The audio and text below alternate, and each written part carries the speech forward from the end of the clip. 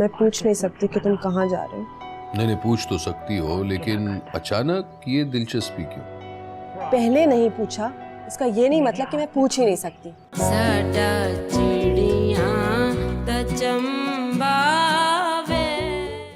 अरे अल्लाह, शुक्र है तेरा। कितने अच्छे लोग थे ना, बहुत अच्छा हुआ जो हमारे यहाँ आकर चले गए। और तो और हमारी कितनी इज्जत अफजाई हुई है। अरे इतने बड़े लोग हमारे घर चलकर आए, इतना बड़ा मिनिस्टर कहीं से नहीं लग रहा था। और तो और देखा तुम लोगों ने आजिज़ी कितनी थी, इतना सा भी तकब्बुर नहीं था। और ये सुना आपने हमारे अब्दुल्ला की नौकरी का मामला? अरे कैसे चुटकी बजाकर हल कर दिया ना। मेरा मासूम बच्चा कैसे मारा मारा फिरता था नौकरी के लिए, बस अब इसकी भी नौकरी हो जाएगी।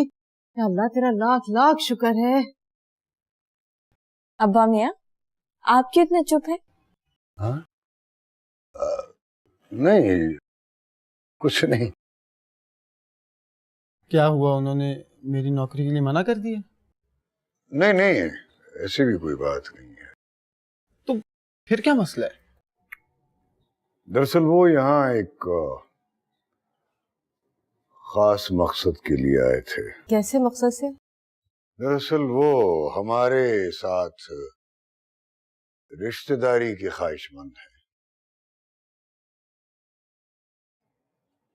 और आज रिश्ता लेने आए थे।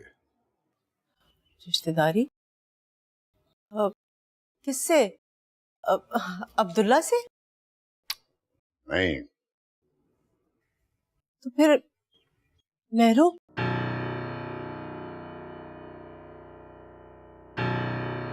लेकिन मुझे जहां तक पता है उनका तो कोई बेटा ही नहीं है। नहीं, वो खुद मेहरू से शादी करना चाहता है।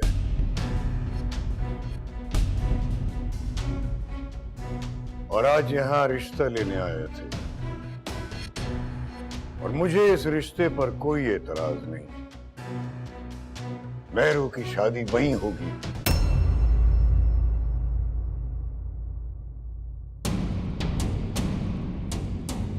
ये मेरा आखिरी और हतमी फैसला है।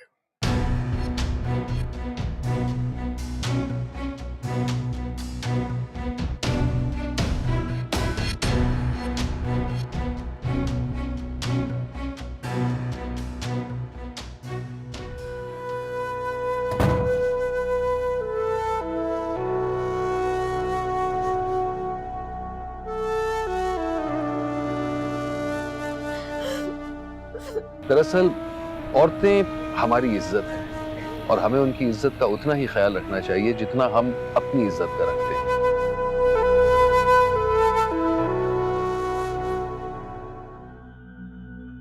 मुझे इस पर एतराज नहीं। क्या? आपको कोई एतराज नहीं? आपको ये सब कुछ ठीक लगता है मेहरू के लिए? और कोई चारा भी तो नहीं। उनकी इतनी मजाल इसलिए हुई क्योंकि आपने उनके एहसान लिए, वरना उस कबीर की इतनी हिम्मत ना होती कि वो मेरी बहन पर नजर रखता। तो मेरे बेटे हो, मेरे बुढ़ापे का सहारा हो, मेरी जो जमीन जिस पर कब्जा हो गया है उसके काबिज से जाकर मिलो और उससे पूछो कि अब हम मकान कब खाली करें। अगर तुम मेरी जमीन, मेरा मकान और मेरी दुकान बचा सकते हो तो फिर आकर मुझसे बात करो। मैं तुम्हारी बहन हूं, तो सिर्फ तुम्हारी बहन नहीं, मेरी बेटी भी है। तुम जहां कहोगे मैं उसकी शादी कर दूंगा।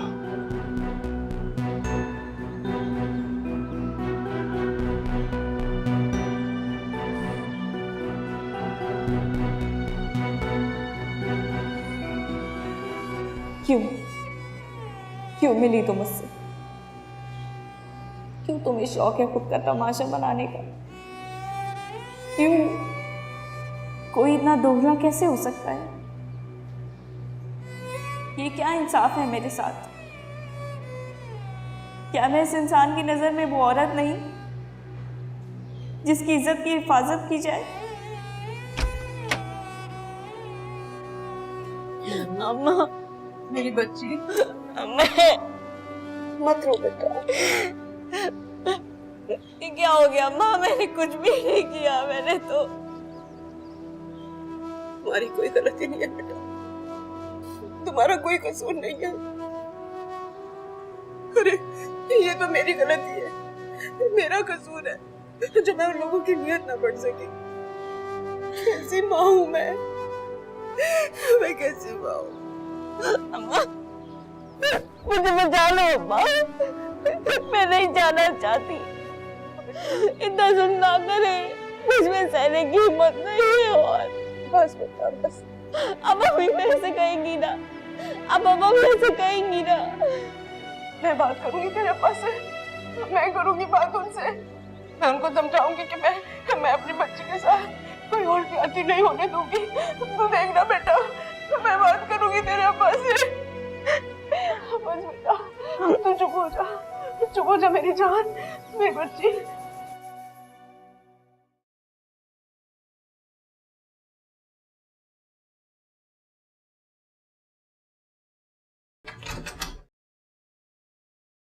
बाजी, रज़ाक भाई और भाभी तो जा चुके। कब? कहाँ? जी मुझे क्यों बताएंगे? तैयार होकर गए, नए दूल्हा दुल्हन दावत में गए होंगे।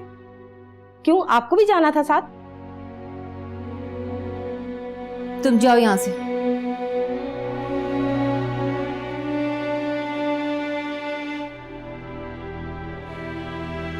हमेशा मुझे दूर रखो, जैसे मैं इस घर का सबसे बड़ा दुश्मन हूँ। हमेशा मेरी बेरोजगारी का ताना देके मुझे चुप करा दिया आपने अब्बा मियाँ के साथ। ये है हमारी चुप का नतीजा कि किसी को खातिर में लाए बगैर उन्होंने इतना बड़ा फैसला कर दिया। अब भी आप मुझे चुप रहने का दर्ज दें।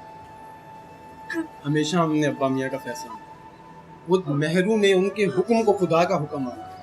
और क्या किया इसके साथ, क्या किया इसके साथ? अब भी मैं चुप रहूं ताकि इसकी मैयत उठ जाए। बस मेरू चुप कर जा बेटा। मैं बात करूंगी हकीम साहब से। बस बेटा बस चुप कर जा बेटा। मैंने फिर कोशिश करती हूँ, मैं फिर कोशिश करती हूँ तेरे साथ ज्यादती ना हो कोई।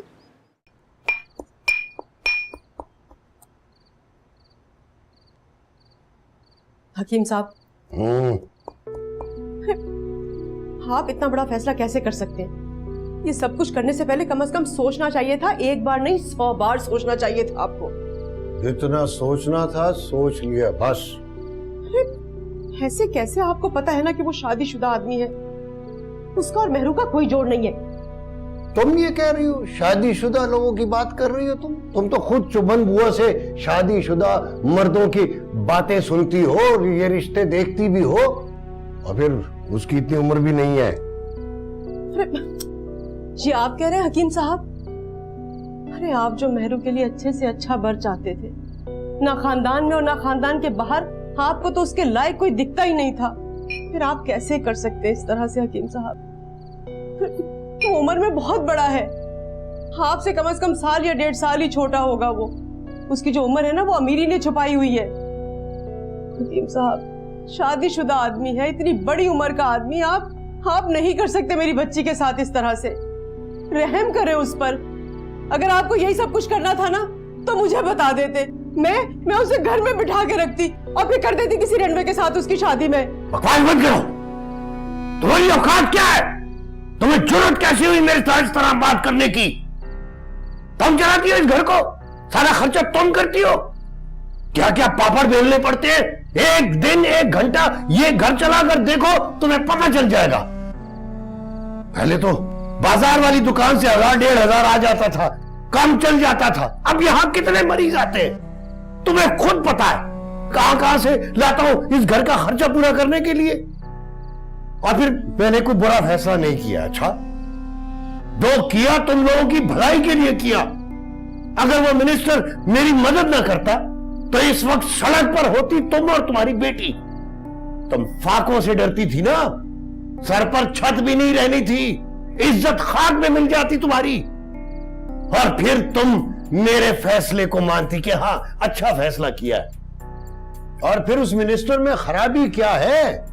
अच्छा भर दे रहा हूं, अमीर आदमी है, ऐश करेगी तुम्हारी बेटी, फरीसा की तरह नहीं कि रोती हुई पीटती हुई रोज मेरे पास आ जाती है। अच्छी जिंदगी गुजारेगी वो भी, और हमारे हाल भी अच्छे रहेंगे। जाओ जाओ जरा बाहर देखो जाकर, किस तरह लोग झुक झुक कर सलाम करते हैं। सब कहते हैं इनके घर मिनिस्टर साहब आए थे।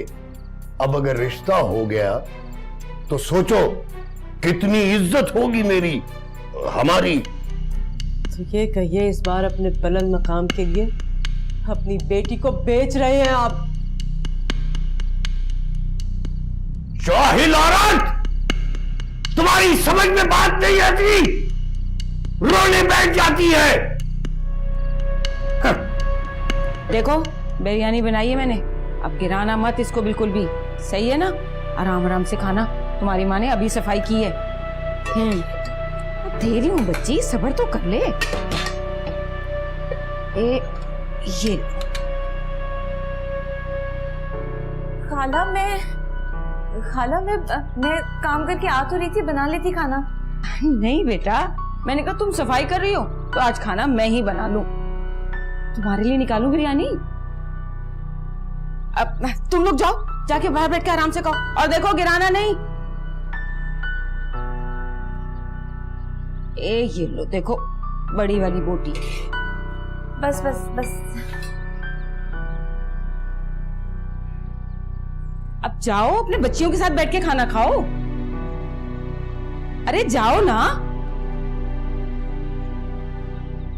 वाह वाह, बिरयानी खाएंगी। अस्सलाम वालेकुम। कहीं जा रही हो क्या? अब जी आंटी, वो अम्मी की तरफ जा रही। अच्छा। रात को तुम और जर कहीं गए थे क्या? जी आंटी, वो जर के दोस्त ने हमें डिनर पर इनवाइट किया था, वहीं गए। कब गए? मुझे क्यों नहीं बताया? अच्छा, जर ने तो मुझे बताया था कि को पता है। हाँ पता था, लेकिन कल ही जाना है ये नहीं मालूम था। खैर तुम छोड़ो, जाओ। तुम्हें कोई लेने आ रहा है या मैं नरीना से कह के छुड़वा दूं तुम्हें? अरे नहीं, वो जरक आ जाएंगे। अच्छा ठीक है। कमरा तो तुम्हारा लॉक है, तो आने के बाद तुम खुद ही सफाई करवा लेना। अब मैं दरवाजा खोल जाती हूँ। तो लॉक क्यों किया था? तुम्हारी गैर मौजूदगी में तुम्हारे कमरे में जाने की मुझे कभी जरूरत महसूस नहीं हुई, या तुम यहाँ किसी को चोर समझती? अरे नहीं आंटी, आप कैसी बात कर रही हैं? वो तो मुझे जैक ने कहा था कि दरवाजा लॉक करके जाना। शादी से पहले तो उसने कभी दरवाजा लॉक नहीं किया, अब ऐसी क्या खास बात है? आंटी वो मुझे कह रहे थे कि उनके कोई जरूरी कागजात कमरे में पड़े हुए हैं, तो दरवाजा लॉक करती हुई जाना। तो फिर लॉक ही रहने दो, वापस आ जाओ तो अपनी निगरानी में सफाई करवा लेना। जी, अल्लाह हाफिज।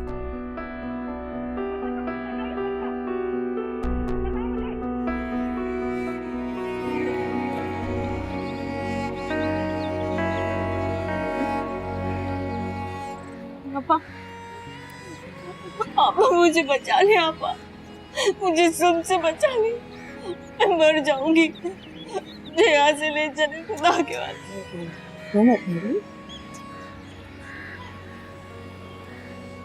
चुप हो जा, रो मत। ऐसा भी क्या हो गया?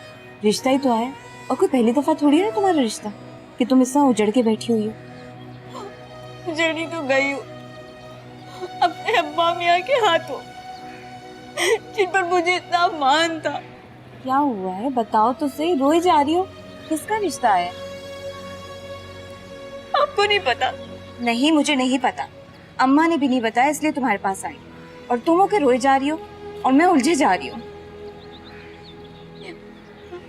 मिनिस्टर साहब का रिश्ता है मेरे लिए। शादी करना चाहते हैं मुझसे, अपनी सारी मेहरबानियों के एवज मुझे मांगा है अब्बा मियां से। और अब्बा मियां जो मुझे इतना कूल सरमाया समझते थे, बगैर किसी से पूछे रिश्ता तय कर दिया।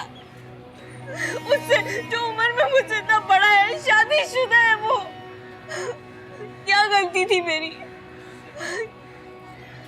अथर्वा, समझ नहीं आ रहा, मैं तो रो रो के सुन हो गई हूँ। आपने मुझे बताया क्यों नहीं? कैसे होगा ये? कौन करेगा? अब्बा को समझा।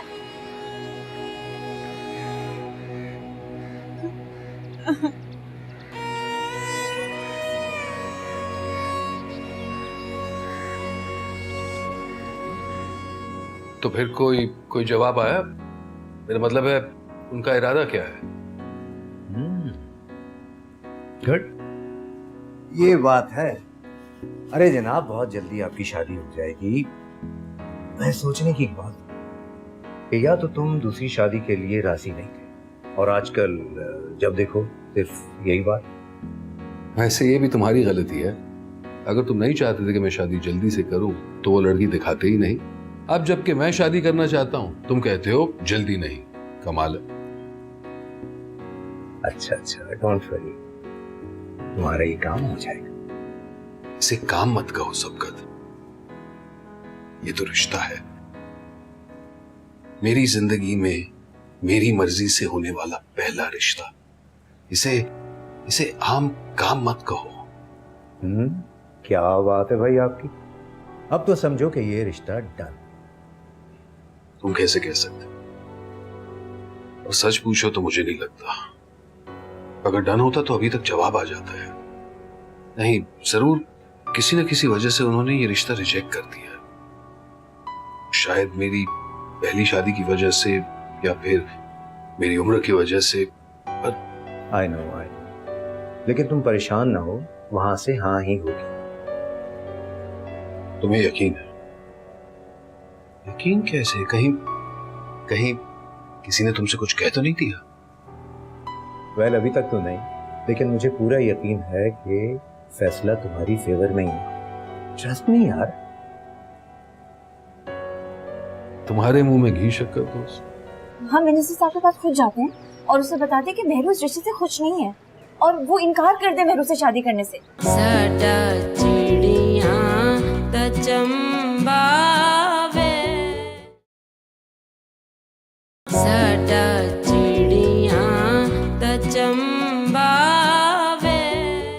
आखिर अब्बा मियां ने ऐसा फैसला क्यों किया? अब हम इतने भी मजबूर नहीं कि 2-4 सहूलतों के एवज लड़की उस बुढ़े को दे दे। चुप कर जाओ, ऐसा बात करो। और क्या तुमने ये बुढ़ा लगाई है? अब्बा मियां ने सुन लिया ना तुम्हारे, तो अभी आगे बता देंगे बुढ़ा कौन है और जवान कौन। क्यों आराम से बोले?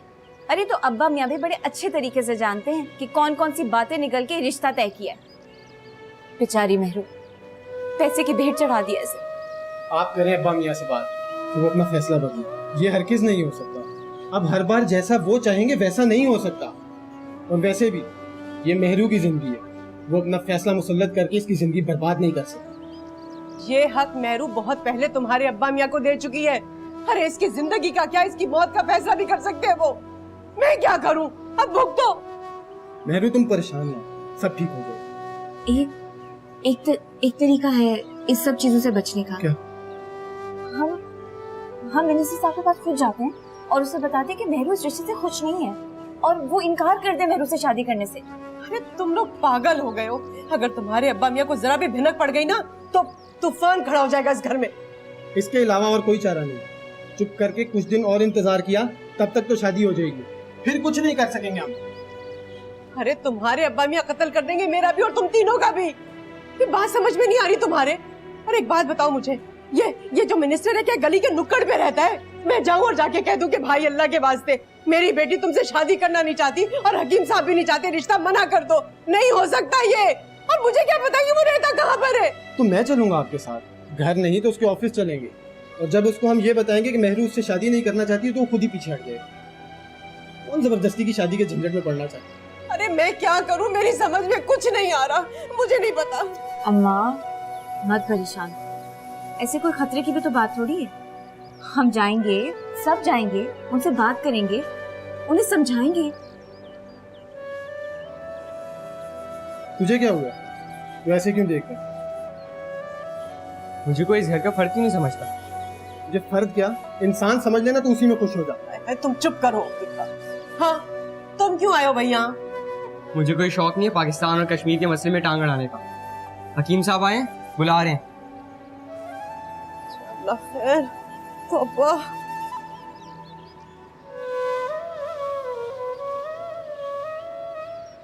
तुम परेशान ना हो। कुछ नहीं होगा, बात करने में लोग परेशान नहीं हो।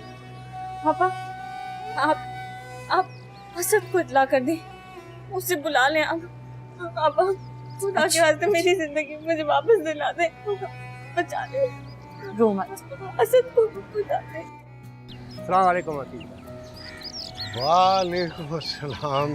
नबी बख्श कैसे हो? अल्लाह का शुक्र, जमीन वापस मिल गई। कितने सालों से इस पर आस लगा के बैठे। हाँ, अरसा ही हो गया अपनी जमीन को लहलहाते हुए नहीं देखा। आंखें तरस गई थी। हकीम साहब कब हाल चला? आज ही से काम शुरू कर दो। इस बार गंदम अपनी ही जमीन की खाएंगे। हाँ, काम बिस्मिल्लाह करो। नबी बख्श, काम बंद कर दो।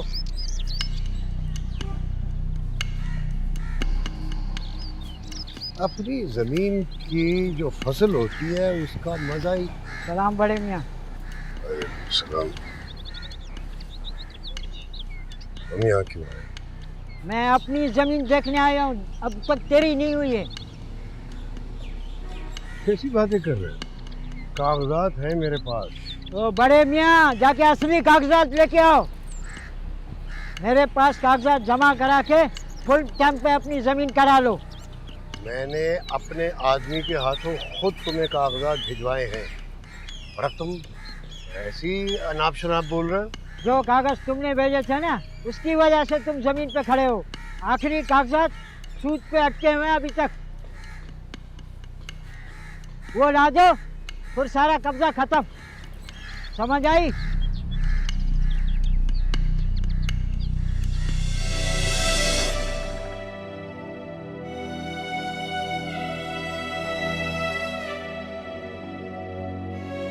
फरीसा,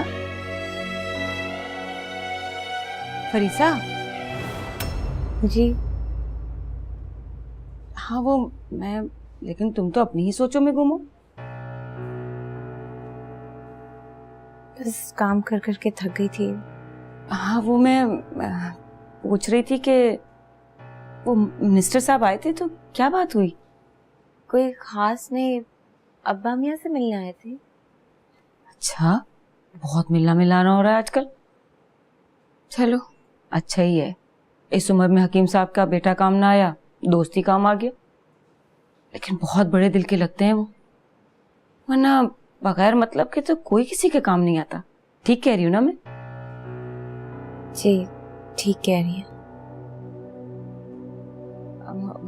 मैं कह रही थी कि अब तो तुम भी जानती हो ना मिनिस्टर साहब। मुझे? हाँ हाँ, क्या तुम मिली नहीं हो मिनिस्टर साहब से? हाँ मिली तो हूँ। तो फिर वो जानते ही होंगे ना कि तुम हकीम साहब की बड़ी बेटी हो। हाँ जी। मेरा मतलब है कि मैं तुम्हारी खाला हूँ, तुम्हारे लिए अच्छा ही सोचूंगी ना। अब ये पूरा घर तुम्हारा है, तुम इस घर की बड़ी बहू हो और तुम जानती हो कि मैं किस तरह से खर्चा पूरा करती हूँ। मेरा मतलब है कि कितना अच्छा होगा ना अगर तुम मिनिस्टर साहब से कह के इम्तियाज का ट्रांसफर करवा लो। देखो बेटा, मेरा गुजारा तो पेंशन से भी हो जाता है, लेकिन तुम्हारे साथ 4-4 बेटियां हैं, आज छोटी हैं कल को बड़ी भी हो जाएंगी, और अकेली औरत का संभालना तो बहुत मुश्किल होता है ना। मर्द का होना बहुत जरूरी होता है घर के अंदर। मेरी बात को समझने की कोशिश करो बेटा। देखो, साल में एक दफा आता है इम्तियाज, वो भी 1 हफ्ते के लिए। तुम कैसी बीवी हो?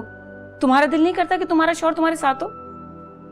और फिर वो इतना बड़ा मिनिस्टर है और अब सीट पर भी है, तो उसके लिए तो ये बाएं हाथ का खेल होगा। मेरा फर्ज था तुम्हें समझाना, बाकी तुम खुद समझदार हो।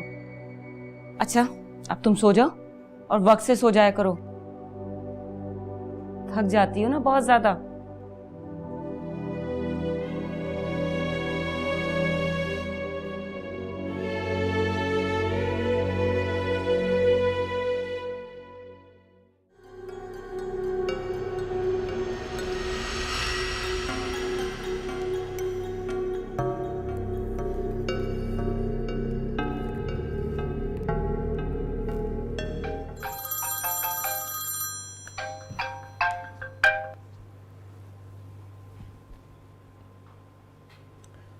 हेलो जी भाभी, खैरियत? आपने कॉल की थी?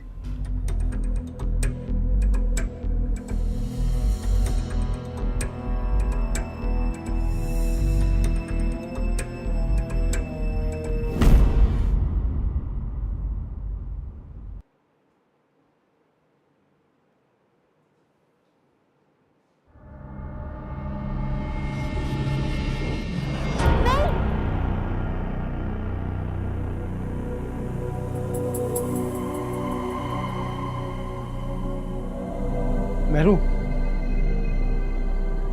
क्या हुआ? तुम ठीक तो हो? कोई बुरा ख्वाब देख लिया क्या?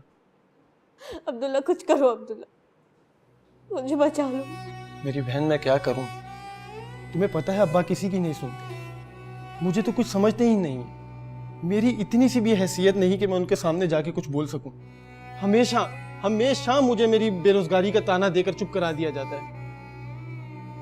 आज उस कबीर को देखा, दिल चाह रहा था मार डालूं उसे, पर फिर सोचा कि जब हमारे बाप ने ही उसके पास हम सबको गिरवी रखवा दिया है तो उसको कुछ करके क्या फायदा। पर मैंने तो हमेशा इस घर के लिए कुर्बानियां दी है ना, हमेशा सबके काम आई हूं मैं, फिर मेरे साथ ऐसा क्यों कर रहे हैं वो? क्या मैं एक अधेड़ उम्र का मर्द में सब करती हूँ? ये किस्मत लिखी है मेरे बाप ने मेरे लिए। अब्दुल्ला, तुमने मासूमा का कितना साथ दिया था ना, मेरे लिए स्टैंड नहीं ले सकते क्या? तुम क्यों नहीं समझती मेरी बहन कि वो तुम्हारी नहीं, आज भी अपनी किस्मत का फैसला लिखने जा रहे हैं। तुम रो मत, मैं पूरी कोशिश करूंगा कि वो अपना फैसला बदल दें। तुम रोना बंद करो। तुम में और मासूमा में कोई फर्क है?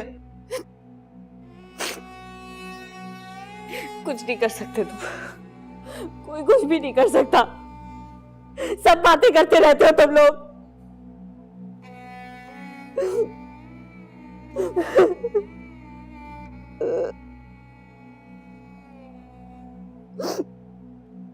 जाओ यहाँ से, जाओ, मुझे अकेला छोड़ दो।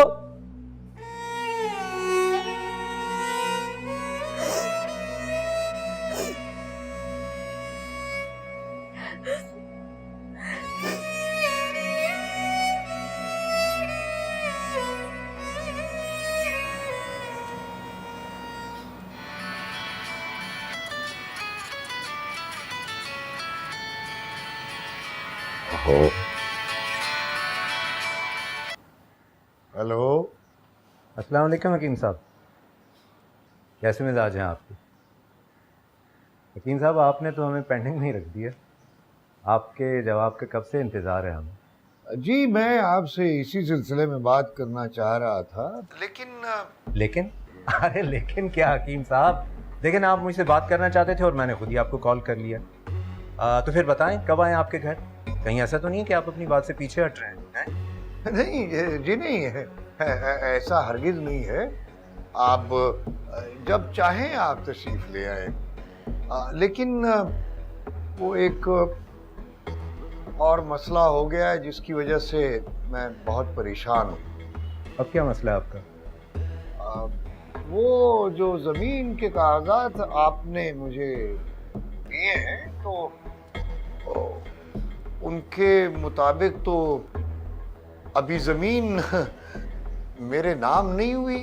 जी, आपकी ज़मीन के बाकी पेपर्स मिले हैं अभी मुझे, हकीम साहब देखिए, हमने आपकी ज़मीन पर लाखों खर्च करके कब्जा उतारा, पूरे 25 लाख रुपए खर्च हो चुके हैं अब तक, और आज उसकी लास्ट पेमेंट करना थी, वो भी हमने कर दी है।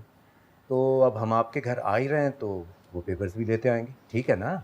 हाँ जी, जी ठीक है, बिल्कुल ठीक है, बहुत शुक्रिया आपका। चलिए ठीक है, मुलाकात होती है आपसे। खुदा हाफिज। वो उन्हीं के पास है वो असल कागजात, हम ऐसे ही घबरा गए थे।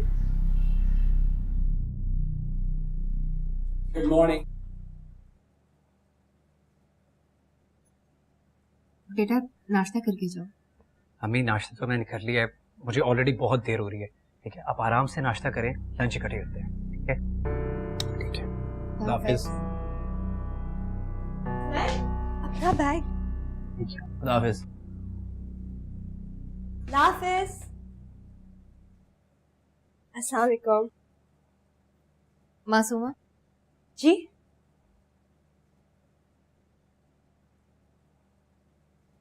तुम्हें शायद पता नहीं, ज़र्फ ने हमेशा नाश्ता मेरे साथ टेबल पर किया है। मैं जानती हूँ वो तुमसे बहुत प्यार करता है, लेकिन तुम ये मत भूलो कि वो मेरा बेटा है, मेरा अकलौता बेटा, जिसे मैंने बहुत मुश्किलों से पाल कर बड़ा किया। जी हाँ जी।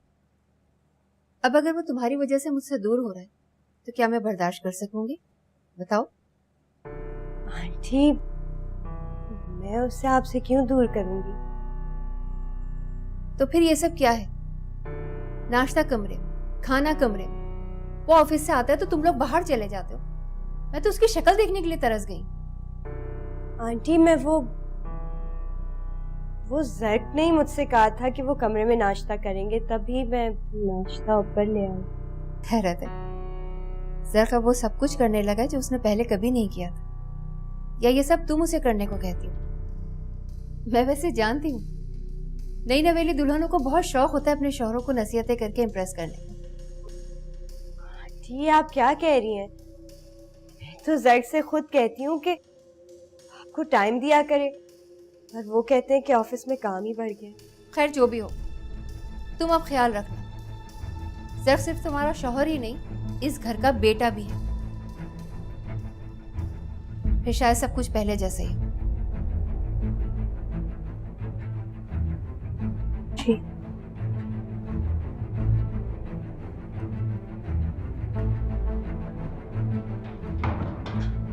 जो फैसला मैंने किया वही होगा। मेहरू की शादी वही होगी जहां मैं चाहूंगा। मैं अपनी जुबान से नहीं फिरा करता। और फिर तुम क्या समझती हो कि सिर्फ तुम ही मेहरू का भला सोच सकती हो? मैं भी उसका बाप हूं, मुझे भी एहसास है। मैं जो करूंगा उसकी भलाई के लिए करूंगा। उसके भले के लिए या अपने भले के लिए? अरे उसकी पसंद नहीं है इसमें, उसकी मर्जी के बगैर आप शादी कर देंगे उसकी? इस तरह से जबरदस्ती करेंगे उसके साथ? कोई जबरदस्ती नहीं हो रही, जबरदस्ती कर रहे हैं। आप उसके वही बाप है ना जो उसके लिए आने वाले हर रिश्ते को मना कर दिया करते थे बगैर किसी वजह के कि मेहरू के लिए ये ठीक नहीं है। अब क्या कर रहे हैं आप? हाँ, अरे इस तरह से आंखों देखे मक्खी तो नहीं निगल सकते ना। बेटियों की शादी की जिम्मेदारी उनके बाप पर ही होती है।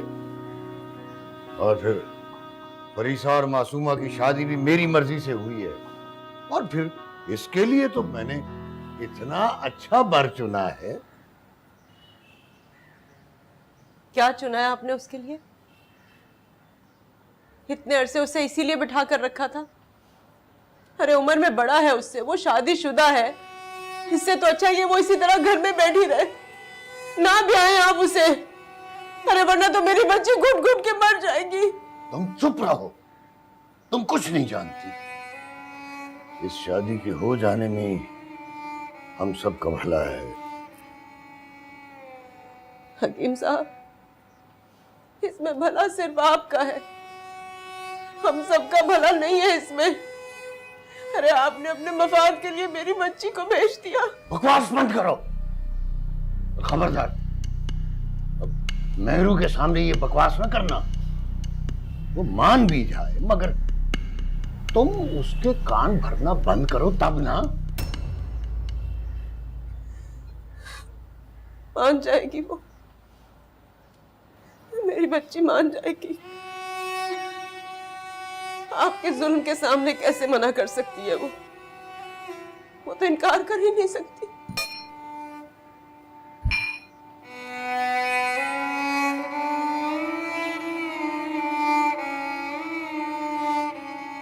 हकीम साहब, खुदा से डरे। खुदा बेटियां इसलिए नहीं देता कि उन पर इस तरह से भेजा हुकूमत की जाए। रहम कर दे, रहम करे मेरी बच्ची पर, रहम करे इस पर।